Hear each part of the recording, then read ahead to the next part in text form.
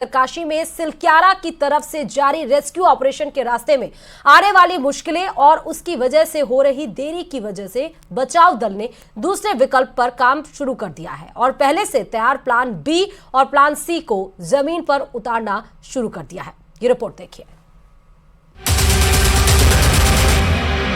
सभी को एक एकड़ के केंद्र पर दिखाओ।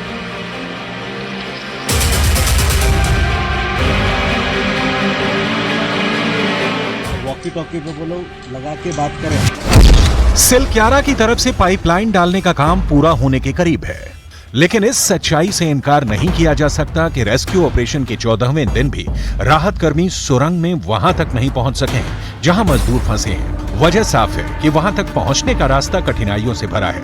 कदम कदम पर लोहे के सरिये निकल रहे हैं, जिसकी वजह से ड्रिलिंग का काम कई बार रोकना पड़ा, आगे बढ़कर पीछे हटना पड़ा और कुछ घंटों का इंतजार दिनों में तब्दील होता नजर आ रहा है। दुनिया भर में सुरंग बनाने के एक्सपर्ट माने जाने वाले आर्नल्ड डिक्स के मुताबिक अब ऑगर मशीन का इस्तेमाल नहीं हो सकता और जोखिम बहुत ज्यादा है। I've always promised that they'd be home by Christmas. If you remember right from the beginning, I've never been. That's a long time, Arnold. It is a long time. Yeah. And they're safe and they're well. Yeah. And if we rush, we can cause another problem in there. Australia के रहने वाले Arnold डिक्स ने यह भी साफ कर दिया कि ऑगर मशीन के सामने बहुत ज्यादा रुकावटें हैं और इन रुकावटों से ऑगर मशीन निपट नहीं सकती, टूट चुकी है और अब ड्रिलिंग के लिए ऑगर मशीन का इस्तेमाल आगे नहीं होगा और ना ही कोई नई ऑगर मशीन मंगाई जाएगी।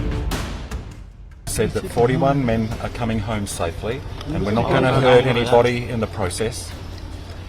The drilling, the augering has stopped. Yeah. It's too much for the auger.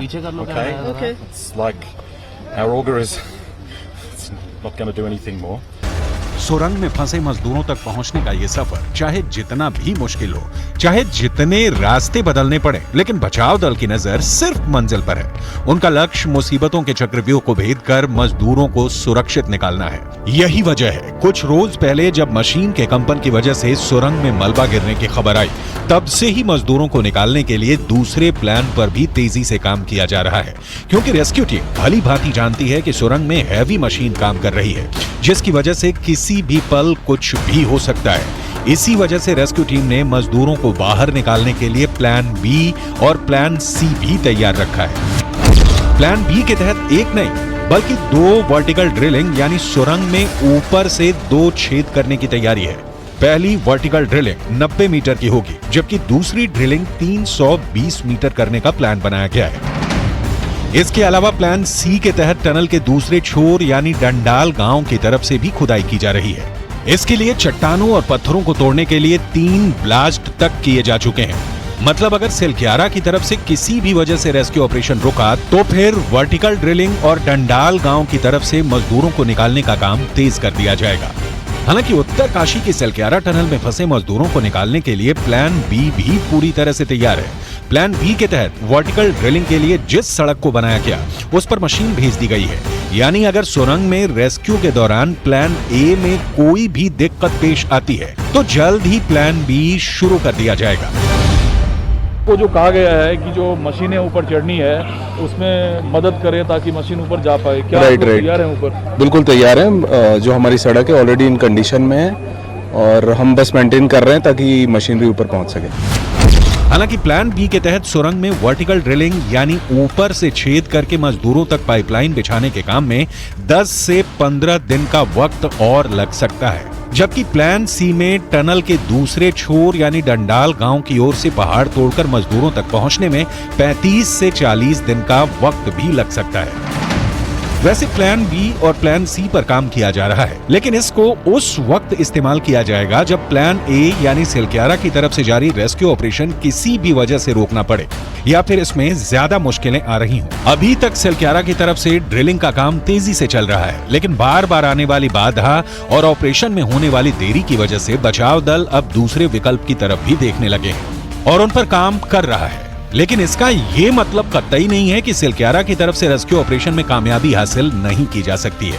बचाव दल को पूरी उम्मीद है कि सिलक्यारा की तरफ से मजदूरों को सुरक्षित निकाल लिया जाएगा। सिलक्यारा की तरफ से ड्रिलिंग के दौरान ऑगर मशीन के सामने कई बार सरिया और स्टील के पाइप आ रहे थे, जिसकी वजह से मलबे में आगे क्या है इसका पता लगाने के लिए सुरंग में रेस्क्यू टीम ने ग्राउंड पेनिट्रेशन रडार का भी इस्तेमाल किया। ये एक ऐसी तकनीक है जिससे ये पता चलता है कि जमीन के अंदर क्या छिपा है।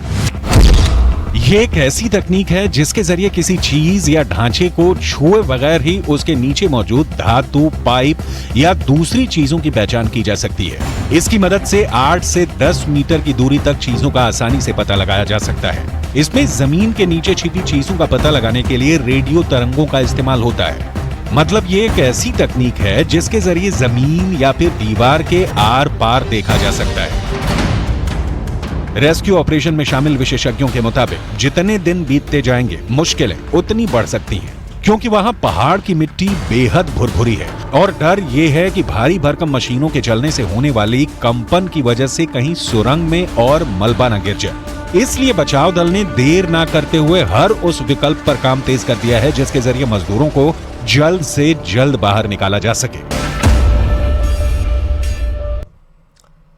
तो वहीं आंध्र प्रदेश